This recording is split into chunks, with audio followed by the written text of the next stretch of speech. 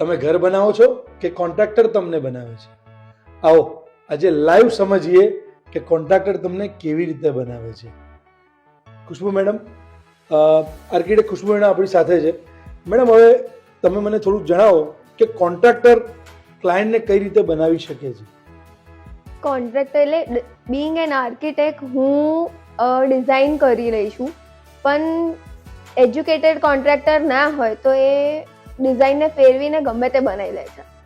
અમે Bing N architect એક technical person, strong technical person હોય તો જરૂરી સારું અમારી ડિઝાઇન સારી લાગે અને સ્પેસ વાઇઝ ને બધું એ ટેકનિકલી સાઉન્ડ બને.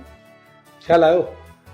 જ્યારે ક્લાયન્ટ આર્કિટેક્ટને ફી ચૂકવે છે ત્યારે આર્કિટેક્ટે એની મહેનતથી બનાવેલું કામ જે ડ્રોઈંગ પર છે એવું ને એવું જો રિયલમાં કરવું હોય તો ટેકનિકલ વ્યક્તિ કે ટેકનિકલ કોન્ટ્રાક્ટરની જરૂરિયાત પડે છે અને પડે છે.